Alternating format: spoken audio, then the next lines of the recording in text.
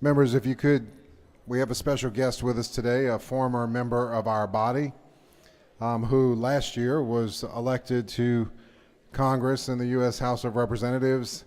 And while he was visiting Baton Rouge today and actually planned on being in committee earlier today, I asked that he stop by and say a few words to the House. Please help me welcome Congressman Mike Johnson.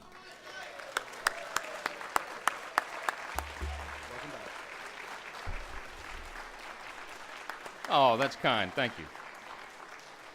I happened to be in town. I was going to speak at joint budget, but it went our way, so I was very quiet and got out quickly. So I learned the way. I have not had an opportunity to come back since being elected to Congress, and I just want to tell you all that I've missed you. I really have.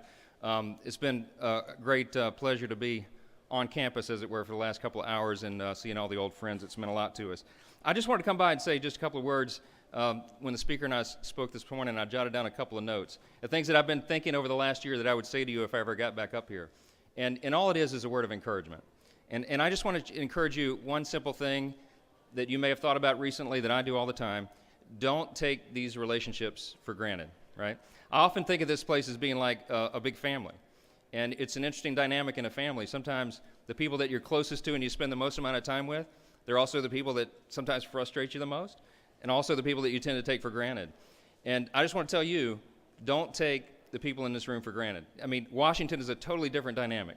It's bigger and more complex, and it is very much very swampy. I think that's a good metaphor for it. But you don't get the same opportunity that you get in a body like this. Back in January, right after we took our oaths of office, all the freshmen went on a retreat to Colonial Williamsburg. And we were there, and there's 55 new members of Congress in our freshman class, Republicans and Democrats from across the board. We all went together, and everybody sat at this retreat and said the same thing. I want to change the tone in Washington. I want to do it differently. So I went back to my hotel room, and I wrote a document called the Commitment to Civility. And I sheepishly submitted it to all my colleagues, and I said, why don't we sign a contract with one another to do that? Why don't we treat one another with the dignity and respect and the honor that is incumbent upon us? And why don't we do what we teach our own children to do? That is the golden rule. Let's treat one another, like a fellow American and not like an enemy, right? So 53 out of 55 members of our class signed on. And after Steve Scalise got shot in June, that tragic event, as you all know, the lack of civility in our national politics reached a national consciousness. And the leadership in the House said, why don't you make this freshman class project Congress-wide? And so we did that. And so as of last Friday, we have 120 signatures in the U.S. Congress signed on to this commitment, a contract we made to treat one another with dignity and respect. I have great policy differences with some of my colleagues, as we have in this room all the time, right? But the person arguing the other side of an issue is not my enemy. Our enemy is like Kim Jong-un and ISIS, right? Nancy Pelosi is not my enemy. We're on different sides of policies, but she's a fellow American, and she's genuinely trying to do what she believes to be the best interest of the people.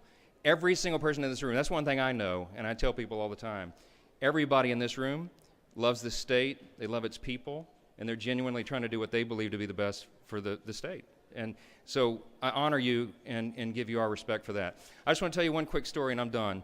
Several months ago, my dear friend and colleague Barbara Norton had the idea that we would do a joint town hall in Shreveport in the middle of her district. And so we went up there, and it was a full room, and not many of my normal supporters are there. All of hers are there, right? And some hecklers in the back got up and started to give me a hard time. And Barbara stood up, grabbed the microphone back from me. She said, oh, no, we're not going to do any of that foolishness up in here tonight. And she said, the only person in here that we had Congressman Johnson a hard time is me. Now sit down. It worked pretty well. But we had a good dialogue, didn't we? And what it reminded me was that we listened to one another, and we heard one another, and we need to do more of that. Look, I don't want to belabor the point. I just want to say, everybody's saying right now that this is becoming like Washington. Let's not let it be that, right?